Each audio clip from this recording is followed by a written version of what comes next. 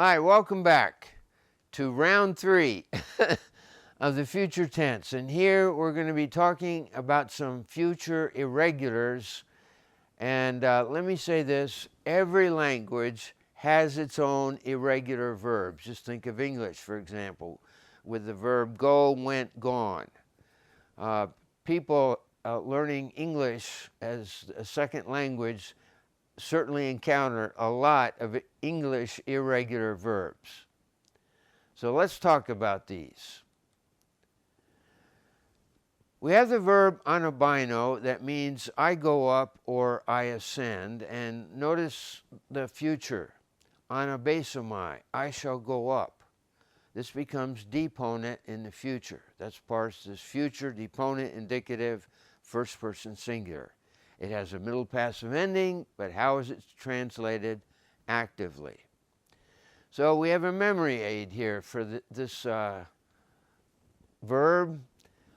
On a base, you see the base there? We have a little baseball player. So on a base, I shall go up on a rhino. And then that reminds us of anabino. With binoculars. Binoculars help us remind us of the future. So anabino becomes anabesomai. The picture, on a base, I shall go up on a rhino. And that's like anabino. Our second verb, ginomai. This is deponent in the present. Here's what it looks like in the future. Genesomai, I shall become. Still deponent. So what do we have in the picture? We have this can ace. You see the can with the ace decoration on the side? This can ace will become a kin of mine. Now, kin of mine reminds us of the word ginomai. That's what the ace says. Notice the binoculars for the future. So this can ace, genesomai, will become a kin of mine, ginomai. The next one, gnosko, I know. Here's what the future looks like. Nosomai. It becomes deponent in the future. I shall know. So a bloodhound here with binoculars sniffing the daisies says, this nose of mine. That reminds us of the word nosomai. Nose of mine, nosomai. We'll know, you know. And that reminds us of gnosko. So gnosko becomes nosomai. The picture, nose of mine. All right, erkamai, I come. Deponent in the present, it's also deponent in the future. And here's how it's pronounced, elusomai, I shall come. So a baseball player here with binoculars, reminds us of the future, will come in elusively. There's the verb elusomai. So elusively reminds us of elusomai. And as he arrives at home, here's what he says. Here come I. That reminds us of the verb erkamai. I trust these pictures are helping you. All right, the word estheo, I eat. Here's what it becomes in the future, phagomai. There's no connection between the two. Estheo, phagomai. This is deponent in the future as well. So here we have a picture of fog, and that helps us with phagomai. With binoculars, we'll eat aesthetically. Now, aesthetically reminds us of estheo. We had that in the picture for chapter 1. So fog with binoculars will eat aesthetically.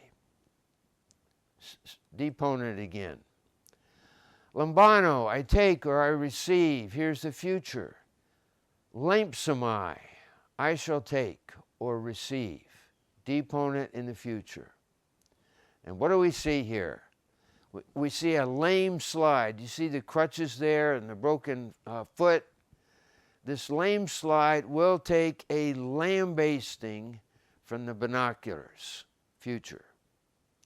So lambano becomes lamesomai. Our substitute word there is a lame slide. We'll take a lambasting. Horao becomes opsomai. Horao means I see, opsomai means I shall see, and this is also deponent in the future. So here we have a little frog with binoculars. If I hops, that helps us with opsomai. You will see and say, hooray. And that reminds us of horao. So horao, opsomai, if I hops, you will see and say, hooray. So here are all the verbs. On a basomai, I shall go up. Genesomai, I shall become. Nosomai, I shall know. Elusomai, I shall come. Phagomai, I shall eat. Lamesomai, I shall take or receive. And opsomai, I shall see. And then we had the future esomai, I shall be. Now, notice the fact here that all of the future verbs that are irregular are deponent, with the exception of Amy. Amy doesn't have a voice. Now, one other item here, and that is reflexive pronouns and reciprocal pronouns. Reflexive pronouns reflex upon the subject. For instance, I glorify myself. There's a reflexive action. Paul says, we do not preach ourselves. The subject is we. The reflexive pronoun is ourselves. Reciprocal pronouns reciprocate. Just think of a back and forth movement there. Of one another, that's the genitive. To one another, that's the dative. One another is the accusative. So the reflexive pronouns, the good news, they follow the endings of the definite article. They're formed on the personal pronoun and then the intensive autas or autes in the feminine. So m-autu, that comes from m plus autu, of myself. M-autes, that comes from m and autes, of myself feminine. Se-autu, that comes from se and autu, of yourself. And se-autes, se plus autes, of yourself, and that's feminine. And here's what the third person pronouns do. He-autu, of himself. He-autes, of herself. He-autu, of itself. So here the definite article again can become our friend. The reciprocal pronouns, as I indicate, they reciprocate. And here we have the forms. Allelon, of one another. Dative, allelois, to one another. And the accusative, allelus. All right, some New Testament examples. Let's pronounce these together. Ugar heautus kerusamen, Allah Christan Yesun kurian, heautus dedulus dia Yesun. All right, the translation here.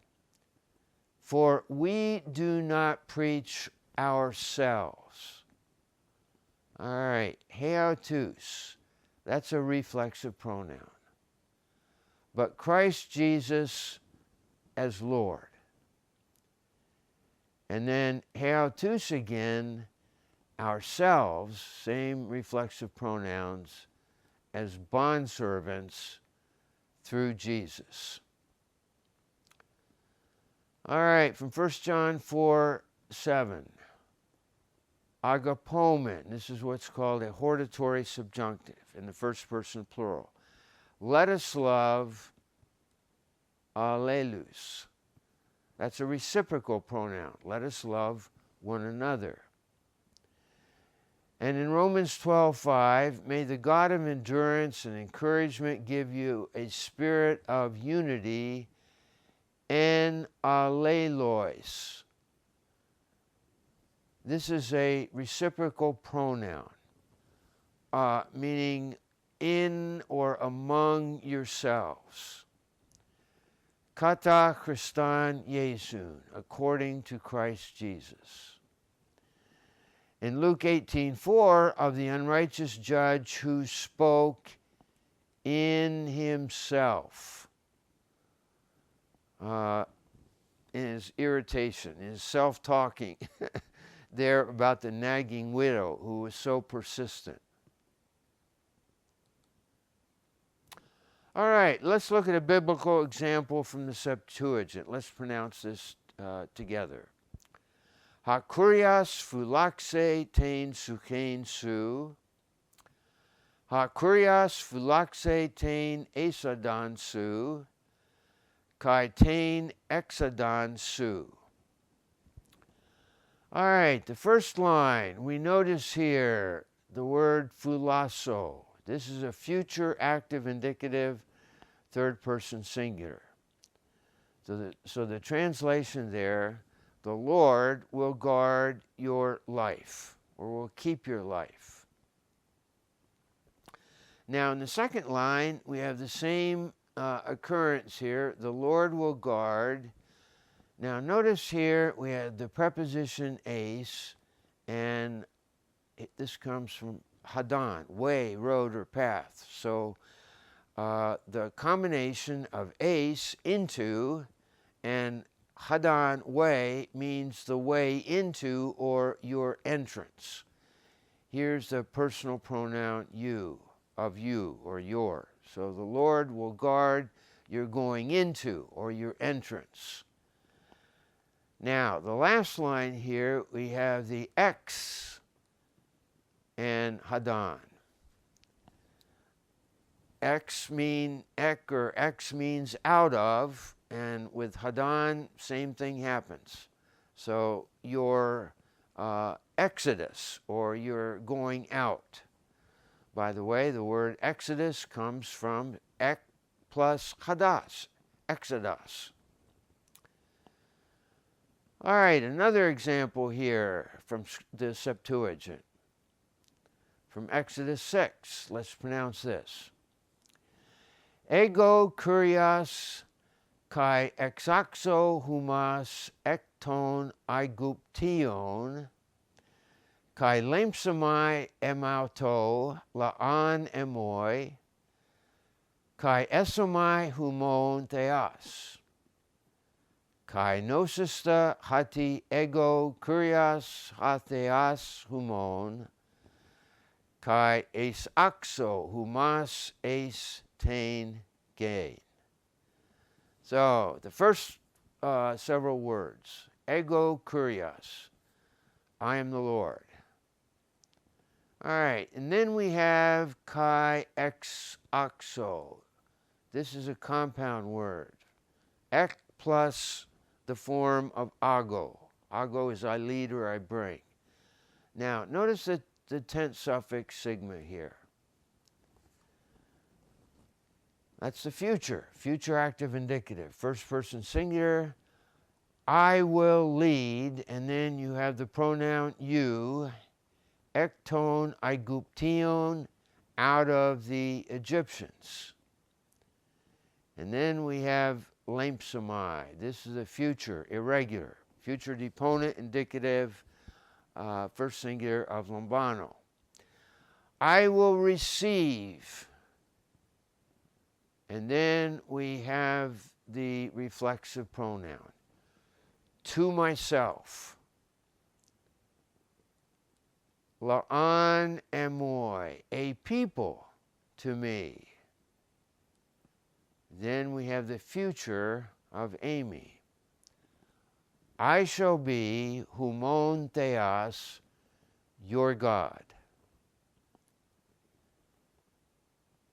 Kai nosista, future, deponent, indicative, second person plural of genosko. This is one of the irregular verbs. you will know that ego kurios ha theos humon. I am the Lord your God. Now, notice this last verb here. Asaxo. This comes from ace and ago.